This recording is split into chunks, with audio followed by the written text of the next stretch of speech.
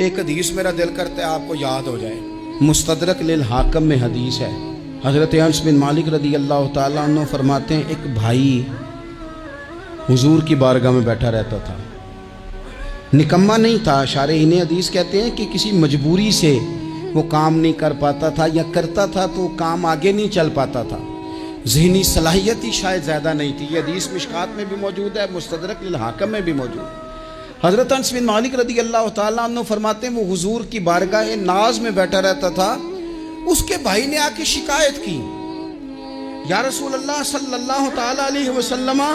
یہ کوئی کام ہی نہیں کرتا، کوئی محنت نہیں کرتا، کوئی جدوجہد نہیں کرتا، آگے نہیں بڑھتا، مجھے اس کی ضروریات کی کفالت کرنی پڑتی ہے، مجھے جدوجہد کرنی پڑتی ہے، مجھے اس کے معاملات کا خیال رکھنا پڑتا ہے، آپ اسے سمجھائیں۔ تو حضور نے بہت سارے لوگوں کو سمجھایا جو کام نہیں کرتے تھے۔ ہمیں سیاستہ میں وہ حدیث بھی ملتی ہے جس بندے کو نبی پاک صلی اللہ علیہ وسلم نے کہا تھا کہ تیرے پاس جو بھی گھر میں ہے لا، تو وہ پیالہ اور کمبل لائے تھے، حضور نے بیچ کے کہا تھا جا کلاڑا خرید کے لا اور لکڑیاں کاٹ کے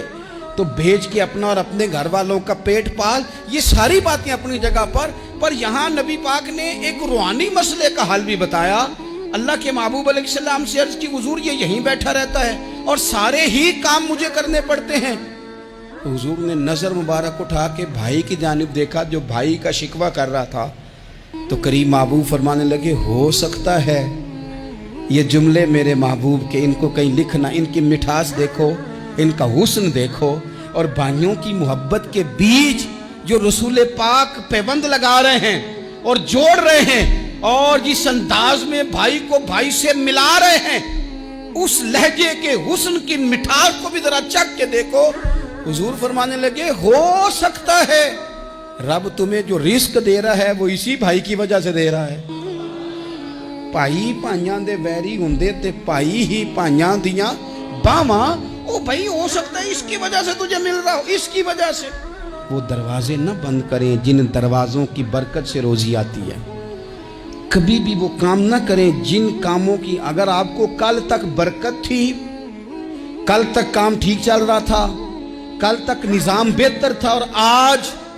آپ کو محسوس ہوتا ہے کہ کہیں کمزوری آ گئی ہے، کہیں حالات اس طرح کے نہیں رہے، تو پھر آپ غور کریں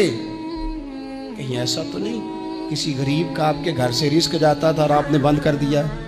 کسی کی مدد ہوتی تھی آپ نے بند کر دی، کسی کے ساتھ شفقت ہوتی تھی آپ نے بند کر دی، کوئی شخص آپ کی وجہ سے تسلی میں تھا اور پھر آپ نے اسے تکلیف میں ڈال دیا۔ اللہ کے محبوب نے فرمایا تمہارے کمزوروں کی وجہ سے تمہیں رزق دیا جاتا ہے، تمہارے ضعیفوں کی وجہ سے تمہیں رزق دیا جاتا ہے۔ تم نے تو ایک بندہ یہ کہہ کے نکال دیا کہ جا تیری تنخواہ میں نہیں دے سکتا، لیکن کیا پتا کہ اس کی تنخواہ کی وجہ سے ہی باقی سارا کچھ بھی آتا ہو، کیا پتا کہ اسی کے سبب سے اللہ انعام فرماتا ہو۔ لہٰذا ان روحانی مسائل کا بھی تھوڑا سا خیال کریں۔